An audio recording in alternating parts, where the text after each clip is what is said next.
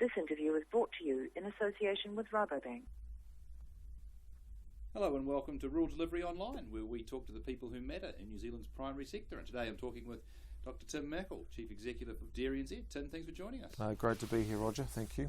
Tim, the levy vote's coming up again, third time around. Take us back into the history a wee bit here. How did we get into this levy situation in the first place? Yeah, well, look, it really started with the formation of Fonterra, if you like, the dairy industry restructuring it. The Dairy Board used to carry out a lot of industry good activities on behalf of farmers. They invested in what were called global programs, and there might be one around feed, there could be one around environment, that sort of thing, farm systems and so on. Now, when the Dairy Industry Restructuring Act went through, there were three dairy companies, as well as Fonterra, Tātua and Westland at the time. So Fonterra could no longer carry on those activities, so they created both Dairy Insight, the funder, and Dexcel, the provider. And of course Dairy Insight went out then soon after for the first levy, and then of course 5 or 6 years later, in 2007, the two were merged together to form Dairy NZ. And the following year we went through our second levy period.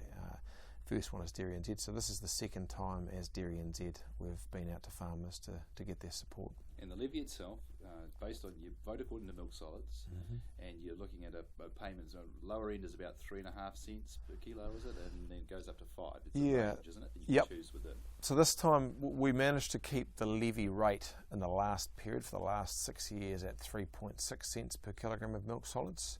And we are proposing to kick off this levy period at that same rate. It's always, in the last 6 years, had a cap of up to 5 cents, and again we're proposing the same cap this time around. Now what that's for is if anything major happened for the industry, it could be a biosecurity issue, it may be that we decide with farmers that we actually invest through Dairy NZ rather than, say, the Biosecurity Act, for example. At the same time, we could end up nudging it up in 2 or 3 years because of a need that's been driven, for example, by the regulatory stuff we're doing at the moment. So it's there as a provision. I guess I'm saying we haven't had to use it yet, and we're not saying we will use it in the next levy period if we get that support, but it's always there. Now, I have to point out too, Roger, that part of the reason why we don't have to lift the levy this time is because farmers have been producing more milk every year, so we have really a natural hedge there. At the same time, we've leveraged quite a lot more government funding in the last 5 years or so at a faster rate than, in fact, farmers have produced more milk, which is good for them. And we try to be prudent with their funds too. So for those three reasons are why we don't have to lift the levy this time around. It all adds up to quite a bit of money. It's about $60-odd million collected each year. How's it spent? So there's about 60-odd this year, a little bit more now coming in from farmers directly, and obviously we're on track to be 5 or 6% up as an industry, drier in the Waikato and Northland, but other parts will be quite a bit ahead of budget. So that brings in more. And there's about 22 or 23 this year coming in from other sources, mainly from government. So that together, the 60-odd from farmers and the 20-odd from government, is invested in some key areas like R&D first, for more profit and for reducing footprint. That's the biggest ticket item. So almost a third of Dairy NZ's total investment for farmers goes into research and development, which we think is pretty appropriate because every year they tell us that's the number one thing that they want on farm research. So we'll continue to do that in a new levy period. Second big item is biosecurity, and the majority of that's TB. So 20% of our total investment goes into that, and the farmers top that up through their killing sheets through when cull cows go to the works and so on. So that's largely going into Osprey for TB control, was AHP.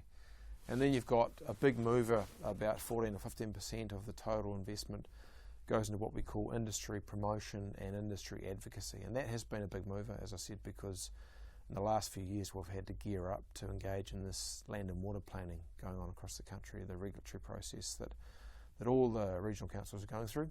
And that's a real industry team effort between ourselves and Federated Farmers Dairy and dairy companies like Fonterra. So we're not doing it alone. But what we do bring is a unique, contribution in science and water quality science now, and farm system science, and also economics. So we've hired a lot of water quality scientists in the last 12 months to engage in that process so that we get the right outcomes. How do you balance that investment so that you don't become or not in a position to be accused of being a lobby group? Yeah, and that's a really good point, and I think we're always conscious of that. Look, our approach as an industry around environmental issues, around land and water planning, is to get on and fix the issue. And if that's where everyone's focused on, is identifying what the issues are that need to be solved, and the best and economic way to do that for farms, for communities and so on, then we're right in behind that. And so from our perspective, that is a perception issue in terms of we're not hiring people just to screw the scrum. We're here to be part of the solution, and we have to be, because we want this to be an enduring industry that everyone continues to benefit from. So I think it's just about being open and upfront with the different stakeholders, whether they be NGOs like Forest and Bird or any of those others that we try and work with, or government, local and central. You're talking about probably something like $5,000-$6,000 for an average dairy farmer, if there is such a thing. What have you got to work with when it comes to levy time in terms of making sure that they're prepared to put that back into the pot? Yeah, and that's always a challenge. I do always say to our staff that we've got two basic challenges. One is to generate as much value as we possibly can for farmers. They are our owners and they're our major funders. And secondly, it's to help them see where the value is. And the latter is always a challenge. How do you get people's attention when everyone's busy and there's a lot of noise out there in the ag space? To try and give them a few little nuggets, a few gems of the value we've done, and particularly when our gamut of stuff that we're doing is so broad. You've got a lot of stuff going on. For example, the coalface for Dairy NZ with farmers is our extension group, our consulting officers in the field, and that's what they see, on a more regular basis. And in actual fact, they've always only been 10% or less of the total levy investment. And so, in other words, there's a whole lot of other stuff going on, like the R&D, like the policy work we do with our partners, and other work going on, promotion in schools, that kind of thing. Excuse me, which they don't see so much of. So when it comes to levy time, we've got to use that opportunity first and foremost to try and build a better understanding of what is coming through from their investment, how are they benefiting, and then secondly, it's to get them to have their say in that order. Right. So like all levy votes, really, apathy is probably your biggest enemy. Certainly is. I think we'll hear definitely from both ends of the spectrum, and we've got a handle on the issues there, and it's mobilising the great majority, I think, to have their say, which is our biggest challenge. And we do want a really strong mandate, Roger, because it's very helpful as an industry representing them. Along again with partners, we're all representing farmers. Fed farmers do a great job, and the dairy companies as well. But we need a mandate to be able to actually do that work for them, particularly if you're leveraging government investment, if we're in the regulatory process, and also to engage. This to know us is to love us thing is really key. And the more they know about you and the value, the more likely that farmers are to engage. And we would argue the more they're going to benefit from the work that our scientists or that ag research are doing, on behalf. So just engagement's key. And lastly, I think it speaks volumes about the industry when farmers turn out and have their say in volumes, and in numbers, it does speak volumes. Well, you've been getting out there, getting some face time with farmers in the run up to the vote. Yep. Do they love you? I think definitely there's more positivity since the last levy vote in a general sense. Don't want to be complacent, and we're not counting chickens, but in a general sense I'm hearing a lot more positivity. I think a lot of that is because there's a greater understanding of what we're here to do, that we are their organisation, one of their organisations, and we're here for them, and there's more understanding. So I think in terms of the general sentiment, it's fairly positive, but there's always people that do challenge us, and it's really good to hear from them. And the number one issue is that they often don't see the value for their investment. They're not seeing enough of it. So it comes back to that big challenge we have. What's the biggest piece of value you think you deliver that you struggle the most to get people to see? Yeah, well, that's a hard one. And I reckon that really comes down to individual farmers. It's a bit like a smorgasbord, really. They get to, you could actually choose various bits of the offerings that we do, the work we're doing, and some farmers will be more motivated by other people. I mean, if it's farmers who are keen on breeding and driving genetic gain through their animals, then then New Zealand Animal Evaluation Limited, which generates BWs on bulls, all the bulls, that's owned by dairyans, it's owned by farmers, and it's funded by them. So that's something that they would be keen on. You know, if you're far more focused on financial performance, then dairy base and benchmarking is key.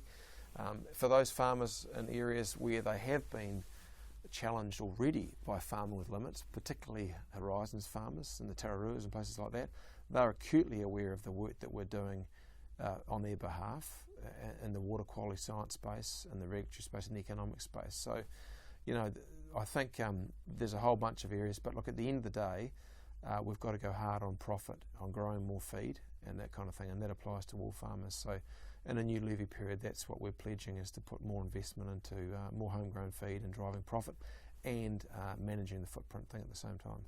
Is the levy enough? You've opted to keep it at the lower end of the possible range. Now, that could be for a whole bunch of reasons, but I assume it's because more money wouldn't solve the problems you have or give you the solutions that you need necessarily. Yeah, that's right. I think that at the end of the day, you know, you've got to take a prudent approach and say, look, even though it's a big revenue generating industry, we acknowledge that. At the same time, you know, you really have to be prudent with the money and invest it as wisely as you can. So that's always got to be a focus. Cutting your cloth a little bit sometimes is a good thing to do, just like on farm it is. You know, particularly when milk price is high, you've got to keep the belt tightened to a degree. So we try and do that. And at the same time, if there is a strategic need that is really, really imminent and clear, then we have the ability to invest more through that cap in there now. But, you know, at the end of the day, as you indicate, throwing more money doesn't always solve the issue, because capability to generate solutions for farmers is not always abundant. And so, you know, we need to make sure that all the different providers and partners, the CRIs, universities and so on, are strong as well if we want to generate real outcomes and solutions for farmers across all agri-sectors.